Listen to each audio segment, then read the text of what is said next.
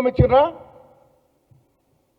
అధికారం రాగానే నీ అబ్బాయి జాగిరనట్టుగా మీ నాయనకు పదవి, నీకు పదవి, బావకు పదవి, చెల్లెకు పదవి, సవి తల్లికి పదవి, అడ్డగోలకు పదవులు ఉంచుకున్న మీరు, ఈ రాష్ట్రాన్ని యథేచ్ఛగా దోపిడీ చేసిన మీరు ప్రజల్ని మర్చిపోలే. ఇంకా మీరు చేసిన దోపిడీ మర్చిపోలే,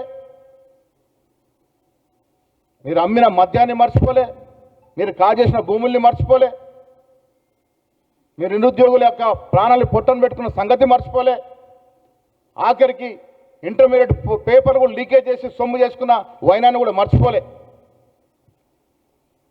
ఎంత సాహసం నీకు? రాహుల్ గాంధీ గురించి మాట్లాడతారు. మీ నాయన కాదా దళితుడిని ముఖ్యమంత్రి చేయకుండా తల నరుక్కుంటా అన్నాడు? 10 ఏళ్ళు తల లేకుండా ఉన్నాడా మీ నాయన?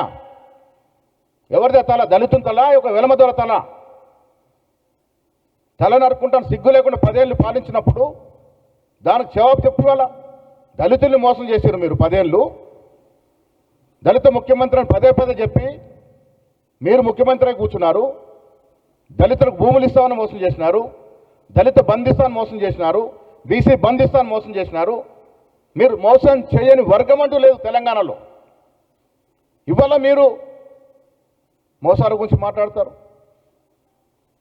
100 ఏళ్లకు పైగా చరిత్ర కాంగ్రెస్ పార్టీ ఈ దేశంలో ఎన్నో చరిత్రాత్మక మలుపులకి శ్రీకారం చుట్టింది కాంగ్రెస్ పార్టీ. జవహర్లాల్ నెహ్రూ, ఇందిరాగాంధీ మొదలుకొని మొన్న మన్మోహన్ సింగ్ వరకు ఎన్నో చరిత్రాత్మక బిల్లులు తీసుకొచ్చింది కాంగ్రెస్ పార్టీ.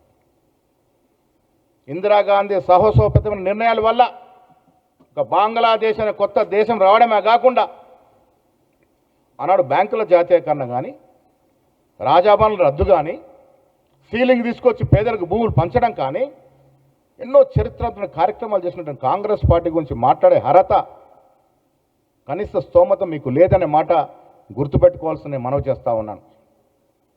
ఈ రాష్ట్రం మర్చిపోలే. కేసీఆర్ గారు 10 ఏళ్లుగా ఈ రాష్ట్రాన్ని పాలించిన తీరు, మీరు ఏలిన పోలీసు రాజ్యం, నేరేళ్లలో మీరు తొక్కించినటువంటి శవాలు ఇప్పటికి కూడా స్మరిస్తూనే ఉన్నాయి. మీ కుటుంబ సభ్యుల ఇసుక దందా కొరకు నేరేళ్లలో దళిత యువకుల్ని చంపిన తీరు మర్చిపోలే. మీ అవసరాల కోసం రాజకీయ నాయకుల్ని గృహబంధం చేసిన తీరు మర్చిపోలే. ప్రజలకు అన్నీ గుర్తుండే 2023 ఎన్నికల్లో మీకు ఇంటికి పంపించినారు. పార్లమెంట్ ఎన్నిక 0 సీట్లు ఇచ్చినా ఇంకా సిగ్గు లేకుండా రాజకీయాల గురించి మాట్లాడుతూ ఉన్నారు. ఏం నైతిక హక్కు ఉంది? నేను ఇవాళ ఈయన భాష మాట్లాడుతుంటే అనుమానం వస్తూ ఉంది. గతంలో రేవంత్ రెడ్డి గారు ఈయనకు వైట్ ఛాలెంజ్ ఇస్తున్నారు. నాకు ఇప్పుడు మళ్ళీ అనుమానం వస్తూ ఉంది. మాదక ద్రవ్యాల ప్రభావం వల్ల ఈ రకంగా మాట్లాడుతున్నారేమో, ఆ మాదక ద్రవ్యాల ప్రభావం ఈయన అట్లా మాట్లాడిస్తుందేమో. ఒక్కసారి మానసిక వైద్యులకి చూపించుకోవాల్సిన అవసరం ఉన్నది. ఈ రకమైనటువంటి భాష, ఈ రకమైనటువంటి కక్ష